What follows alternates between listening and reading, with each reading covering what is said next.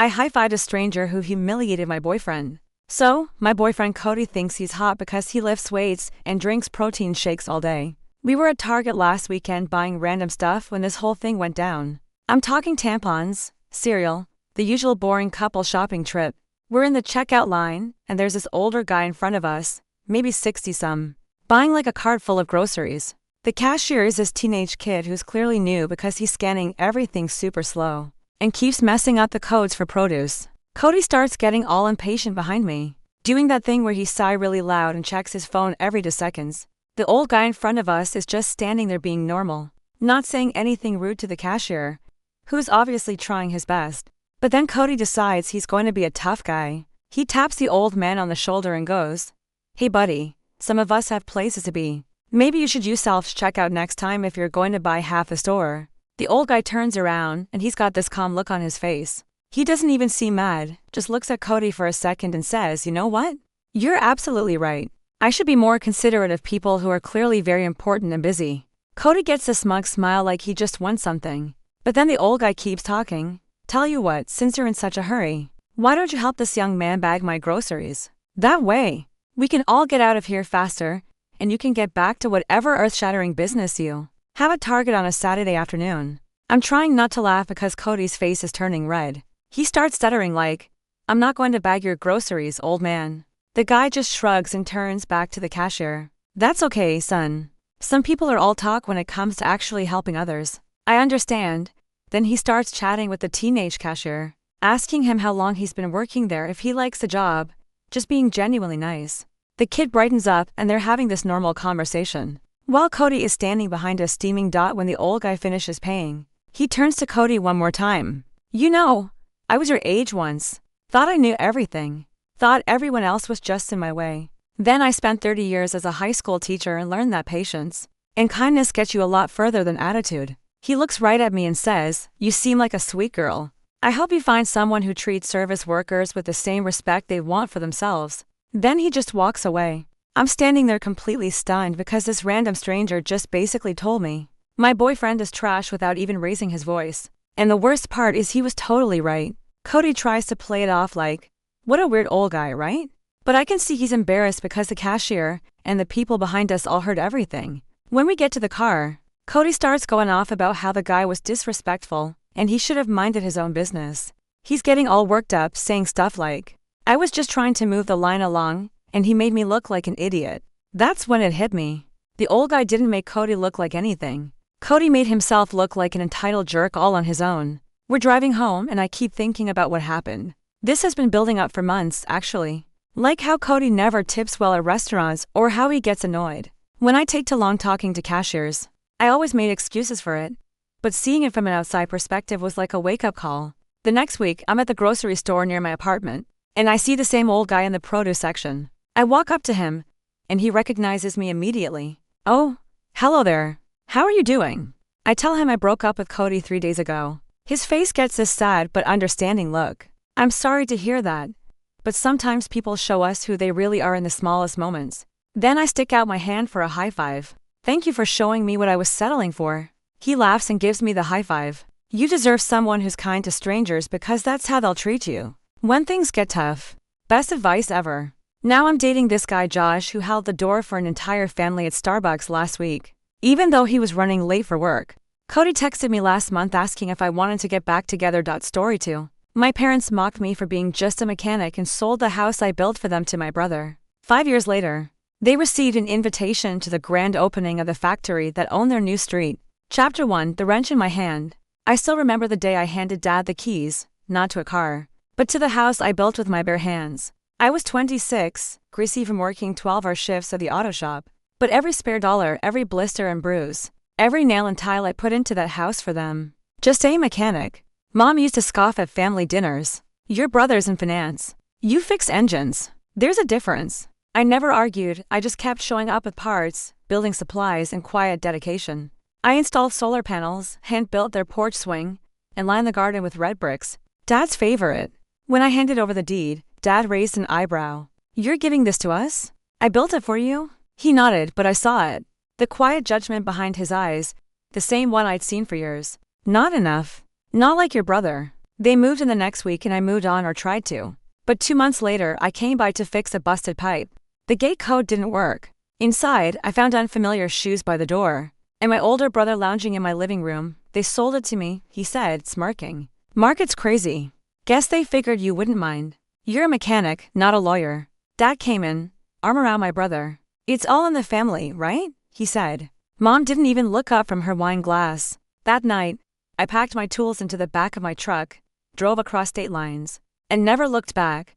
But I made myself one promise. I'll build something else bigger, smarter. And one day they'll drive down a road they don't own with my name on every sign. Chapter 2: The Rust and the Blueprint. I spent the next 5 years surrounded by rust, oil, and silence. I rented a rundown workshop in a forgotten corner of a dying industrial town. The roof leaked. The tools were secondhand. The customers were few. But that was fine because I wasn't building cars anymore. I was building something bigger. I'd always loved machines, but not just fixing them, designing them, improving them. I started sketching on cardboard boxes, then migrated to AutoCAD and YouTube tutorials at night. I studied automation, robotics, and lean production systems. Quietly, relentlessly, by year 2, I built my first prototype. A modular engine mount that cut truck downtime in half. It wasn't flashy, but local fleets noticed.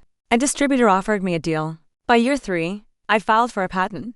By year 4, I had my first investor, a guy from Boston who said, "You think like an engineer, but grind like a mechanic." By year 5, I had 7 utility patents, a small but growing team of engineers, and enough capital to break ground on something I had dreamt of since I was 14. A state-of-the-art manufacturing plant owned by me, designed by me, and built not far from the very street my parents sold out from under me. Why that location? Because it sat on a patch of forgotten industrial land, a dead zone with low taxes, cheap property, and one convenient detail the realtors overlooked. The neighborhood my parents now lived in, the very street my brother bragged about owning, backed directly into that industrial zoning buffer. They hadn't read the fine print, but I had. And by the time the permits cleared and the steel framework rose over the treeline, they were about to find out who really owned the street. They laughed from chapter 3, the street they thought was theirs. The first time my parents noticed a construction site, they were sitting on the porch of the house they stole from me. They sipped coffee while trucks rumbled past their front yard, kicking up dust. At first, they assumed it was some city project, maybe a road widening or warehouse expansion. My brother, always confident, laughed it off. Probably just another junkyard. This area is full of them.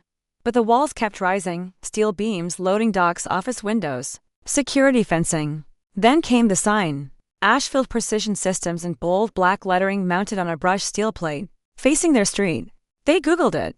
Nothing came up yet. We were still in stealth mode. But 2 weeks before our grand opening, our press release hit the local papers. $18 million manufacturing facility to bring over 100 jobs to Ashfield, led by former local mechanic. The article featured a photo of me in a tailored black suit, standing in front of the nearly completed facility, holding a hard hat under one arm. My name was in the headline, my face on their morning paper. My brother apparently turned red, threw the paper, and stormed inside. My parents, they didn't call. They didn't text. They just watched silently for the next 2 weeks as the final paving finished. The landscaping was completed, and crews installed gleaming white letters on the side of the building. Ashfield Precision Systems, founded by Miles Carter. They watched trucks roll into their street carrying crates with my company's logo. They watched contractors inspect their side fence, now bordering the employee parking lot. And 3 days before our ribbon cutting, they received a thick cream-colored envelope in their mailbox. It was sealed with a silver wax stamp. They opened it and read, "You are cordially invited to the private grand opening of Ashfield Precision Systems. Dress code formal, location directly behind your home. Suggested arrival." Before the speeches begin, signed Miles Carter, CEO. Chapter 4. The speech they couldn't ignore. The day of the grand opening was crisp and bright. The kind of morning where the sun felt earned after weeks of cold. Hundreds of guests arrived. Local officials, industry partners, reporters, former classmates, mechanics I once worked beside. Cameras flashed, a string quartet played softly in the background. Servers handed out glasses of champagne as visitors toured the massive production floor. But my eye stayed on one spot, the corner lot across the fence. My parents stood in their backyard. My father in a wrinkled button-down. My mother in a cardigan she used to wear to church. My brother wasn't there. They didn't step inside. Didn't even wave. But they watched. I waited until they were in full view before stepping onto the stage beneath the banner. That read Ashfield Precision Systems, built with hands, heart, and honor. The audience quieted. The cameras rolled. I took a breath. When I was 19, I bought my first set of tools with change I saved from after-school oil changes. When I was 24, I welded the beams of a house with my own hands. That house became a gift to people I loved. And when that gift was taken from me, I didn't fight. I didn't argue. I left with nothing but calloused hands and a blueprint in my head. The crowd leaned in. My parents froze. Today, 5 years later, I welcome you to the first of many Ashfield facilities. Standing on the very land where I first learned what betrayal feels like, and what building something better truly means. Soft gasps, then applause. To everyone who ever felt like just something, just a mechanic, just a worker, just a nobody. Let this place be your answer. I lifted my hand toward the audience and to the people who taught me my greatest lesson. Thank you. I didn't name them. I didn't need to. Every eye turned toward the fence line. My parents stood silently, pale and motionless. My father's hand trembled. My mother's lips parted. But no words came. I gave a slight bow, turned and walked off stage. And just before the ribbon was cut, I looked back one last time. The backyard was empty. They had gone inside, closing the door to the house I built. But this time, it was me they couldn't block out because now my name was on everything around them. Final chapter. The deed they forgot to read. 3 weeks after the grand opening, I received a letter from the city planning office. Routine paperwork confirming the final zoning transition for the surrounding residential lots. Attached was a map. It showed the new boundaries of the expanded industrial complex and a faint dotted line running through the property my parents thought they still owned. I smiled. See, when I built the house at 24, I was naive about a lot of things. Love, loyalty, even blood. But not about land. The deed, the original one, had never been fully transferred to my father's name. Back then, he laughed and said, "No need for paperwork between family."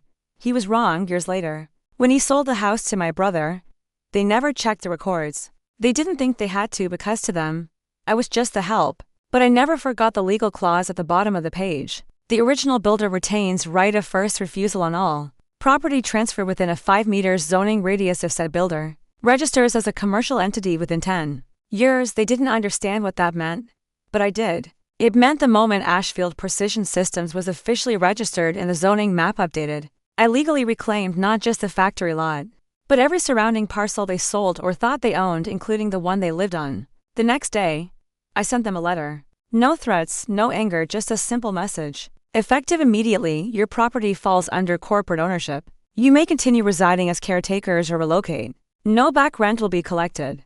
This is not revenge. This is closure. I never received a response. But my lawyer told me they vacated within the month quietly without dispute.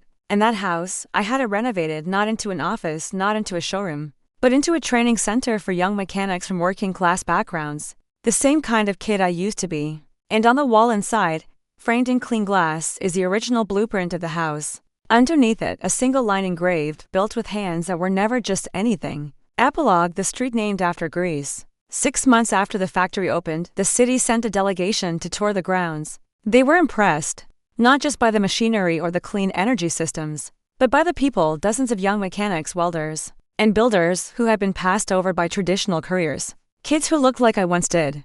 Grease on their hands, hope in their eyes. The mayor pulled me aside after the tour. "We've been considering renaming Industrial Avenue your investment, your mentorship program. It's changed this district." I thought about it, not for pride, but for every moment my parents looked at my stained coveralls and said, "You'll never amount to anything in that grease." And so, a month later, the new signs went up. Grease Line Boulevard, named not for oil, but for every dream forged in the dirt, the grit, the forgotten corners of industry. My parents had mocked me for building with my hands. Now their old address sat on a street that bore the very thing they thought made me less. And my brother, he applied for a job at the factory through a hiring agency. He never saw my name on the paperwork. I hired him, not out of mercy but to remind myself forgiveness doesn't always look like a hug. Sometimes it looks like a time card. And every morning when he walks past the entrance, he sees a bronze plaque mounted above the door in honor of every mechanic, every dreamer, every kid who wasn't born with a silver spoon, but still learned how to build a kingdom. I never spoke to my parents again. But I know they saw the headlines, I know they drove past the new street signs, and I know somewhere deep down they finally understood I was never just a mechanic. I was the architect of my own redemption. Was this revenge perfectly justified, or should the storm have raged harder? Drop your verdict below. I read every single one. If you are watching this video, comment below and tell us where you are watching this video from. Hit like if you crave justice and share the story with someone who needs its fire. Subscribe to Revenge Exposed because here betrayals don't sleep. They hunt their owners. Every shadow hides a reckoning. Every mask breaks and every betrayal is answered. Stay sharp. Stay unbroken. Stay tuned.